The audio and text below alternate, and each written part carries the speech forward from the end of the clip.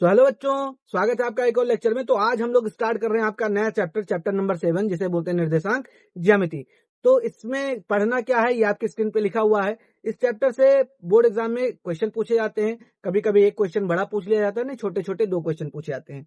समझ गए? काफी इंपॉर्टेंट चैप्टर है और काफी इजी चैप्टर है। आपको एक एक कॉन्सेप्ट अभी मैं समझाने वाला हूँ। अगर आपने 9th में अच्छे से निर्देशांक ज्यामिति नहीं पढ़ा है तो कोई टेंशन लेने की बात नहीं, एकदम आराम से आपको समझ में आ जाएगा। ठीक है, तो बस आपको अगले 10-15 मिनट 20 मिनट एकदम ध्यानपूर्वक बातें समझनी है। चलो स्टार्ट करते हैं। तो फिर आपके स्क्रीन पे लिखा हुआ पहला ही बात मैंने लिख रखी है कि इससे ये पता चलना चाहिए बोर्ड एग्जाम में कितने मार्क्स का क्वेश्चन आएगा। तो जनरली इससे कितने मार्क्स का क्वेश्चन आता है? 6 नंबर के क्वेश्चन आपके यहाँ से मिल जाएंगे। हो सकता है एक 2 नंबर का, एक 4 नंबर का, या एक बड़ा क्वेश्चन 6 नंबर का आपको यहाँ से देखने को मिल जाएगा। ठीक है, अब अगला जो बात है कि इस पाठ में हमें पढ़ना क्या है। तो इस पाठ में हमें पढ़ना क्या है? एक पढ़ेंगे दूरी सूत्र और एक पढ़ेंगे विभाजन सूत्र। दूरी सूत्र जिसे डी बराबर होता है under root y2 minus y1 का whole square plus x2 minus x1 का होल स्क्वायर। इस फार्मूले को अभी थोड़ी देर में हम लोग सिद्ध करने वाले हैं कि आखिर आया कहां से। बस आप पेशेंस से पूरा वीडियो अंत तक देखो और तुरंत सब्सक्राइब कर लो चैनल को, क्योंकि ऐसा कंटेंट आपको मिलेगा नहीं। अब चलिए अगला आपके स्क्रीन पे क्या लिखा है, चलो चैप्टर स्टार्ट करते हैं। ठीक है सर, स्टार्ट करके देखते हैं। तो सबसे पहली चीज जो आपको पता होनी चाहिए, निर्देशांक। पहली चीज क्या पता होनी चाहिए? निर्देशांक। निर्देशांक को बोलते क्या है? निर्देश प्लस अंक। ठीक, किसी अंक को बताने के लिए, ठीक किसी बिंदु के लोकेशन को समझाने के लिए जिन अंकों का प्रयोग करते हैं उसे हम निर्देशांक कहते हैं। ठीक है सर, ये सब तो आपने 9th में थोड़ा बहुत पढ़ ही रखा होगा, नहीं पढ़ना तब भी कोई दिक्कत है नहीं। ठीक, ये आपकी स्क्रीन पे एक इमेज दिख रही है, इसे बोलते हैं कार्तीय तल। इसे क्या बोलते हैं? कार्तीय तल। यहाँ पे जो चौराहा है, इस चौराहे को बोलते हैं मूल बिंदु। इस चौराहे को क्या बोलते हैं? मूल बिंदु। ठीक है, इसे बोलते हैं मूल बिंदु। इस चौराहे का भी निर्देशांक होता है, ये जो निर्देशांक होता है इसका ये होता है 0,0। ठीक है, अच्छा सर अब निर्देशांक होता है सर कैसे, कुछ थोड़ा समझा दो। तो मान लेते हैं हमें एक पॉइंट यहाँ पे P है और इसकी लोकेशन बतानी है। एक पॉइंट P है और इसकी क्या बतानी है? लोकेशन की। ये कहाँ स्थित है? इस प्लेन में। आपके सामने जो तल दिखाई दे रहा है इसमें P की स्थिति हम कैसे बताएंगे? तो अब ऐसा तो बता नहीं सकते कि ये ऊपर वाले कोने में है, तो इसके लिए कुछ स्पेसिफिकेशंस बतानी पड़ेगी। स्पेसिफिकेशंस बताएंगे कैसे कि हम हमेशा, ठीक है, मूल बिंदु से सबसे पहले कसम खा लो एक्स में चलना है, इसे एक्स बोलते हैं। ये माइनस एक्स होती है, ऊपर वाला प्लस वाई होता है, नीचे वाला क्या होता है? माइनस वाई होता है। तो आप सबसे पहले कसम खा लो कि आपको कहां चलना है भैया? माइनस में चलना है। समझ गए? सॉरी, माइनस कह रहा हूं, एक्स में चलना है। तो पी तक पहुंचने के लिए आपको सबसे पहले कुछ यहाँ पे एक्स में चलना पड़ेगा। आप यहां तक आओगे, ठीक, उसके बाद फिर ऊपर मुड़ जाओगे ऐसे और कहां पहुंच जाओगे? वाई पे। ये कसम खा के रखना, पॉइंट तक चलने के लिए सबसे पहले एक्स में चलेंगे फिर वाई की तरफ मुड़ जाएंगे। तो अगर मैं मान लेता हूं ये 1 है और ये 2 है, तो आप पहले 2 यूनिट तक एक्स में आए और उसके बाद कहां मुड़ गए? वाई में। और वाई में कितने यूनिट तक गए? अगर ये पॉइंट 1 है, ये पॉइंट 2 है और ये पॉइंट 3 है, तो आप वाई में कितना चले गए? मान लो 3 यूनिट तक चले गए। समझ गए? तो पी के निर्देशांक को कैसे बताएंगे? 2,3। ठीक, अब ऐसे मान लेते हैं एक दूसरा पॉइंट है हमारे पास, एक दूसरा पॉइंट है यहाँ पे कुछ क्यू। ठीक, यहाँ पे एक पॉइंट क्यू है, कोई पूछे इसका निर्देशांक बताओ, तो निर्देशांक के लिए आपको चलना कहाँ है? मूल बिंदु से। मूल बिंदु से सबसे पहले किधर चलेंगे? कसम खा रखी है एक्स में। अब वो प्लस एक्स हो या माइनस एक्स हो वो देखा जाएगा। तो क्यू तक जाने के लिए हमको उल्टा जाना पड़ेगा, माइनस एक्स की तरफ। तो पहले हम यहाँ तक जाएंगे। ठीक, यहाँ जब पहुंचेंगे तो एक्स में दूरी खत्म, अब कहाँ चलेंगे? वाई में चलेंगे। वाई में चल के यहाँ पे हम पहुंच जाएंगे। ठीक है सर, तो ये वाला अगर मान लेते हैं -1 है, ये वाला -2 है, ये वाला पॉइंट -3 है, ये वाला पॉइंट -4 है, तो ये 3। ठीक, तो अभी इस पॉइंट का निर्देशांक क्यू का क्या हो जाएगा? हमने एक्स में -4 दूरी चली और वाई में कितनी चली? 3। समझ गए? तो यहां तक पहुंच गया। अच्छा सर, एक और पॉइंट बना देते हैं कुछ यहाँ पे। इस बार पेन चेंज करके कुछ येलो तो इस पे दिखेगा नहीं, ये ले लेते हैं। ठीक, एक बार हमारा यहाँ पॉइंट हो गया कुछ ये वाला। ठीक, और इस पॉइंट का हमको निर्देशांक बताना है। इस पॉइंट का नाम दे देते हैं आर। आर का निर्देशांक बताना है। तो अब आर का निर्देशांक बताने के लिए हमको आर से चलना, मूल बिंदु से चलेंगे, कसम खा रखी है कहाँ चलेंगे? एक्स में। तो एक्स में चलोगे, ऐसे जाओगे, ठीक, ऐसे जाओगे, यहां पहुंच गए -2 पर। अब कहाँ चले जाओगे? नीचे की तरफ, और ये पहुंच जाओगे आर में। समझ गए? तो ये वाला अगर -1 है, ये वाला -2 है और ये वाला कितना है? -3। तो आप सबसे मूल बिंदु में किधर की तरफ गए? -x की तरफ गए। तो इसका निर्देशांक जब लिखोगे तो माइनस में कितना गए? 2। एक्स में, -x में कितना गए? 2। ठीक, फिर उसके बाद फिर नीचे आए, और नीचे रास्ता कौन सा है, ये वाला वाई वाला, नीचे रास्ता कौन सा है, वाई वाला, समझ गए। तो अब वाई की माइनस वाई की तरफ आए हो तो इसका हो गया 1 2 3, तो -3। तो ऐसे लिखते हैं हम निर्देशांक, एक्स से मूल बिंदु से चलेंगे, पहले एक्स में जाएंगे, फिर घूम के कहां चले जाएंगे, वाई में, ठीक है सर। तो ये जो आपके सामने दिख रहा है इसे बोलते हैं कार्तीय तल, ठीक। और ये जो यहाँ पे दिख रहा है इसे बोलते हैं प्रथम चतुर्थांश, ये होता है हमारा प्रथम चतुर्थांश। इसको बोलते हैं द्वितीय चतुर्थांश, द्वितीय चतुर्थांश। ये जो आपका यहाँ नीचे स्क्रीन पे दिख रहा है थर्ड वाला, इसे बोलते हैं तृतीय चतुर्थांश, और इस चौथे वाले को बोलते हैं चतुर्थ चतुर्थांश,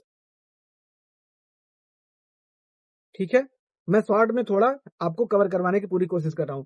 अब अगर यहाँ पे प्रथम चतुर्थांश में कोई पॉइंट है, रेड पेन ले लेते हैं यहां से, अगर प्रथम चतुर्थांश में कोई पॉइंट है तो उसका निर्देशांक लिखने के लिए हमेशा क्या लिखना पड़ेगा, प्लस प्लस, समझ गए, दोनों निर्देशांक प्लस में होंगे। जब द्वितीय में कोई चतुर्थांश में होगा तो इसके लिए क्या हो जाएगा, एक्स माइनस और वाई प्लस, तो माइनस और प्लस हो जाएगा। तृतीय चतुर्थांश में जब कोई पॉइंट होगा तो उसका जब हम कोऑर्डिनेट लिखेंगे, निर्देशांक लिखेंगे, तो इसमें क्या आएगा, दोनों माइनस आ जाएंगे, माइनस कॉमा माइनस, एक्स भी माइनस रहेगा और वाई भी माइनस रहेगा। और चौथे की जब बात करें तो इस बार एक्स तो प्लस रहेगा लेकिन वाई क्या रहेगा, माइनस रहेगा। तो ये अल्टरनेट होते हैं अपोजिट, ये पहला प्लस तो तीसरा माइनस माइनस, दूसरा माइनस प्लस तो तीसरा प्लस माइनस, ठीक है सर। तो ये मैंने आपको बता दिया। यहाँ पे हमने देखो परिभाषा भी लिख रखी है कि किसी बिंदु की स्थिति बताने के लिए दो संख्याओं का उपयोग किया जाता है, x जिसे क्षैतिज दूरी और y ऊर्ध्वाधर दूरी, इन दोनों को मिलाकर बने ऑर्डर पेयर क्रमित युग्म को उस बिंदु का क्या कहते हैं, निर्देशांक कहते हैं। हमने पूरी परिभाषा लिख रखी थी लेकिन यहाँ आगे, ठीक है सर। अब यहाँ से अगर आपको सीधे कोई कहता है, आपके स्क्रीन पे एक अच्छा सा ग्राफ दिख रहा है, यहाँ से अगर मैं कहूँ कि एक पॉइंट P है जिसका निर्देशांक है 4, तो इस पॉइंट को लोकेट करो, ठीक। तो इसका मतलब x में कितना चलना है, 4, तो यहाँ मूल बिंदु से स्टार्ट किया और x में कितना चले गए, 4। उसके बाद फिर y में कितना जाना है, -3, y मतलब ये नीचे के साइड, और नीचे की साइड -3 आना है, तो 1 2 3 या -3 आ गए, तो ये इसका हो जाएगा, ये हो जाएगा हमारा पॉइंट 4, -3, ठीक। ऐसे अगर मैं आपसे बोलूं कि एक पॉइंट है हमारे पास, ठीक, एक पॉइंट है, मान लेते हैं एक पॉइंट Q है और इसका निर्देशांक है 2, इसका निर्देशांक है -3, 4। तो अब इसका मतलब x कितना चलना है, -3, तो यहां से आपने स्टार्ट किया और x की वैल्यू -3 यहां आ गए। उसके बाद फिर 4 y की तरफ चले गए, तो ये चले गए यहाँ पे, तो ये हो जाएगा हमारा निर्देशांक -3, 4। तो आशा है कि आपको निर्देशांक समझ में आ गया। अब इससे आगे की कहानी करते हैं, ठीक है। अब इसके आगे क्या है, अच्छा यहाँ पे मैंने आपको पहले ही बता दिया, ठीक। यहाँ पे हमारे कितने चतुर्थांश है, 4 चतुर्थांश है। एक होता है प्रथम चतुर्थांश, फर्स्ट क्वाड्रेंट, इसमें दोनों साइन प्लस प्लस होते हैं, ये बता चुका हूं ऊपर ही। फिर होता है द्वितीय चतुर्थांश में x तो माइनस होता है लेकिन y प्लस होता है। फिर होता है तृतीय में हमारा x भी क्या होता है, माइनस, और y भी क्या होता है, माइनस। और उसके बाद आता है चतुर्थ चतुर्थांश, इसमें क्या होता है कि x की वैल्यू तो होती है पॉजिटिव लेकिन y की वैल्यू क्या होती है, नेगेटिव। ये सब मैं बता चुका हूं। अब चलते हैं भुज और कोटि पे। भुज और कोटि है क्या, तो भुज है क्या, किसी बिंदु की y अक्ष से जो दूरी होती है, ठीक, उस बिंदु का x निर्देशांक या भुज कहलाता है। और किसी बिंदु की x अक्ष से दूरी, उस बिंदु का y निर्देशांक या कोटि कहलाता है। कुछ नहीं समझ में आया ना, ऐसे समझो। जैसे मान लो पॉइंट 1 हमारा है P और P का निर्देशांक है 2, 3, तो ये जो 2 लिखा है इसे बोलते हैं भुज, इसे क्या बोलते हैं, भुज। और जो 3 लिखा है इसे क्या बोलते हैं, कोटि। समझ गए। तो अगर मैं जनरली कहूं कि हमारा एक पॉइंट P है और P के निर्देशांक है x, y, तो इसका मतलब हो गया कि x हमारा क्या है, भुज, और y हमारा क्या है, कोटि। समझ गए, इतना समझो बस, इससे ज्यादा कुछ दिमाग लगाने का है ही नहीं। तो अगर मैं लिख दूं, आपसे क्वेश्चन पूछ लूं यहाँ पे कि 4, 6 का भुज और कोटि क्या है, तो भुज कितना है, 4, और कोटि कितना है, 6, ठीक। अब डेफिनेशन से थोड़ा समझ भी लेते हैं कि जैसे मान लो हमारे पास बिंदु क्या है, 2, 3, ठीक, तो इसकी भुज होगी क्या, किसी बिंदु की, तो बिंदु मान लेते हैं 2, 3 है, कि y अक्ष से दूरी, उस बिंदु का x निर्देशांक या भुज कहलाता है। सबसे पहले 2, 3 को यहाँ लोकेट करते हैं। इस ग्राफ में अपन क्या करते हैं, 2, 3 को लोकेट करते हैं। 2,3 को लोकेट करोगे तो x की वैल्यू 2 और y की वैल्यू 3, ये वाला पॉइंट हो जाएगा। ये हो गया हमारा 2,3। ठीक है, अब ये 2,3 अगर हो गया तो अब हमें क्या बताना है कि इसकी भुज क्या है, कोटि। तो y अक्ष से इसकी कितनी दूरी है, ये वाला y अक्ष हो गया, और y अक्ष से इतनी दूरी है, और ये दूरी कितनी है, 2 के बराबर है। तो यही हमारी क्या हो गई, भुज हो गई। ठीक, और कोटि की जब बात करेंगे तो कोटि होता है x अक्ष से दूरी, तो x अक्ष से ये दूरी है, ये किसके बराबर है, 3 के। तो कोटि कितनी हो गई, 3 हो गई। समझ गए, डेफिनेशन के हिसाब से समझो तो ऐसे, डायरेक्ट समझो तो ऐसे। अब चलते हैं आगे की तरफ। अब हमारा जो मेन चीज है दूरी सूत्र। ठीक, अब हमारा जो मेन चीज है दूरी सूत्र, जिसे d बराबर लिखते हैं अंडर रूट। ठीक, होता है, पूरा बड़ा सा बना देता हूं अंडर रूट, ये होता है x2 माइनस x1 का whole square plus y2 minus y1 का होल स्क्वायर। इसे अब हम प्रूफ करने वाले हैं, ये कहां से आया आखिर में, समझ गए। तो अब चलते हैं इसके प्रूफ की तरफ। तो अब आइए दूरी सूत्र को प्रूफ करते हैं। दूरी सूत्र को प्रूफ करने के लिए हमने 2 पॉइंट ले लिया, एक पॉइंट p का निर्देशांक है x1, y1, और एक दूसरा पॉइंट है q, जिसका निर्देशांक है x2, y2, और इनके बीच की हमको क्या निकालनी है, दूरी। ठीक है, इनके बीच की हमको क्या निकालनी है, दूरी। तो आइए इनको लोकेट करते हैं। तो मान लेते हैं p हमारा कुछ कहीं यहाँ पे है, ये वाला पॉइंट हमारा p है। ठीक, और ये वाला पॉइंट हमारा मान लेते हैं क्या है, यहाँ पे कहीं दूर मान लेते हैं, ये वाला पॉइंट हमारा मान लेते हैं क्या है, q है। ठीक, तो p के निर्देशांक अपने पास कितने हैं, p के निर्देशांक है x1, y1, और q के निर्देशांक अपने पास कितने हैं, x2, y2। अब इसको अभी जितना मैं ऊपर पढ़ा के आया हूं उन सारी नॉलेज को लगा के इसको थोड़ा सा समझने की कोशिश करते हैं। तो इसका मतलब है क्या, अगर मैं इस पे पेन चेंज करके ब्लैक पेन ले आऊं, ठीक, तो इस बिंदु P तक जाने के लिए, इस बिंदु P तक जाने के लिए आपको हॉरिजॉन्टली यहाँ पे कितनी डिस्टेंस ट्रेवल करनी पड़ी होगी, x1। समझ गए, इस बिंदु तक जाने के लिए आपको यहाँ पे हॉरिजॉन्टली कितनी डिस्टेंस ट्रेवल करनी पड़ी होगी, x1। और ऊपर जाने के लिए, यहाँ तक जाने के लिए ये वाली जो डिस्टेंस है, ये कितनी ट्रेवल करनी पड़ी होगी, y1। ठीक, तो आप x1 डिस्टेंस आगे गए और y1 ऊपर गए, तब कहां पहुंचे, P पर पहुंचे। वैसे अगर मैं Q की बात करूं तो Q से आपको ये जो मूल बिंदु है, ठीक, मूल बिंदु से आपको कितनी डिस्टेंस ट्रेवल करनी पड़ेगी, x2, तब आप यहां तक पहुंचोगे। और उसके बाद फिर ये वाली, ये इतनी आपको दूरी, ठीक, सॉरी, इतनी ऊपर की तरफ y अक्ष में कितनी जानी पड़ेगी, y2, तब आप Q तक पहुंचोगे। ये वाली डिस्टेंस आपकी हो गई y2, तब आप कहां पहुंचोगे, Q में पहुंचोगे। ठीक है सर, तो अब हुआ क्या, अगर आपको मैं एक, अब हमें दूरी किसकी निकालनी है, P और Q की, हमें दूरी किसकी निकालनी है, PQ की। तो एक काम करते हैं, P और Q को मिला देते हैं, ये दूरी हमको निकालनी है PQ की। ठीक है सर। अच्छा सर ये बताओ कि ये पूरी डिस्टेंस यहां से यहां तक x2 है। अच्छा, इसको मैं बढ़ा के एक ट्रायंगल बनाता हूं, ऐसे थोड़ा समझो, यहाँ पे बनाया, और अब इसको नीचे लाएंगे ऐसे ऐसे करके, और यहाँ पे आपको एक राइट एंगल ट्रायंगल दिख रहा होगा, ये P है, ये Q है, तो इस पॉइंट का नाम लेते हैं R। ठीक, अब ये समझो, अब यहां से ये समझना कि ये पूरी डिस्टेंस जो है यहां से यहां तक, ठीक, ये हमारी कितनी थी, ये यहां तक कितनी थी, x2। एक मिनट, मैं इसको फिर से सही कर देता हूं। यहां तक ये डिस्टेंस हमारी कितनी है, x2। ठीक, और इतनी डिस्टेंस कितनी है, ये वाली डिस्टेंस कितनी है, x1। तो ये जो बची डिस्टेंस है ये वाली, ये कितनी हो जाएगी, ये हो जाएगी x2 माइनस x1। ठीक है सर, समझ गए। अच्छा, ये पूरी डिस्टेंस आपकी y2 है, यहां से यहां तक ये पूरी डिस्टेंस आपकी y2 है, और ये वाली जो डिस्टेंस है ये किसके बराबर है, y1 के। समझ गए, तो ये जो बचेगी डिस्टेंस ये कितनी हो जाएगी, ये हो जाएगी y2 माइनस y1। तो इसको मैं पेन चेंज कर देता हूं सबसे पहले, ये आपको थोड़ा कम समझ में आ रहा होगा, मैं समझ रहा हूं, मैं इसको थोड़ा और डिटेल करता हूं, फिर आपको समझ में आएगा। अब आप ये दिमाग लगाओ, ठीक, आप ये दिमाग लगाओ कि ये वाली जो पूरी दूरी है यहां से यहां तक, ठीक, ये पूरी है y2, जिसमें से ये वाली कितनी है, y1। तो ये बची दूरी कितनी हो गई, ये वाली जो दूरी बची वाली है ये हो जाएगी y2 माइनस y1, यहां से यहां तक की। समझ गए, तो हमारा ये ट्रायंगल दिख रहा है आपको, ये वाला, ठीक, PQ, यहाँ पे पॉइंट हमारा R है, और ये दिख रहा है, मतलब आपको देख रहा है ट्रायंगल PQR। ठीक, तो ट्रायंगल PQR में हम लगाएंगे पाइथागोरस थ्योरम। तो हम लिखेंगे त्रिभुज PQR में, ठीक, आपका एंगल R जो है, एंगल R समकोण है। ठीक, समकोण है, अतः त्रिभुज PQR में पाइथागोरस प्रमेय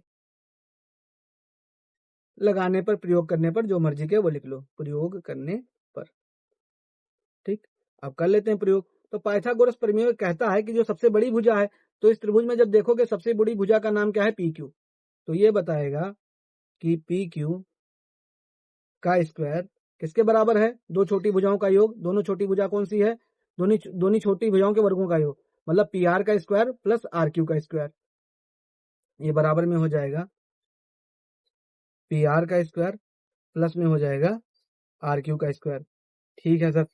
अब PR तो भैया PQ तो हमें निकालना ही है, हमें पता ही नहीं, तो PQ का स्क्वायर हो जाएगा। PR की वैल्यू निकालते हैं। ठीक, PR की वैल्यू जब आप देखोगे तो PR की वैल्यू यहां से कितनी है, x2 माइनस x1। PR की वैल्यू है x2 माइनस x1, तो यहाँ पे लिख देंगे x2 माइनस x1 का होल स्क्वायर प्लस RQ। ठीक, QR भी लिख सकते थे। RQ जो है इसकी वैल्यू कितनी है, y2 माइनस y1, तो यहां से हो जाएगा y2 माइनस y1 का क्या हो गया, होल स्क्वायर। अब यहाँ पे देखोगे स्क्वायर है, दोनों पक्षों का वर्गमूल ले लेंगे, दोनों पक्षों का वर्गमूल लेने पर।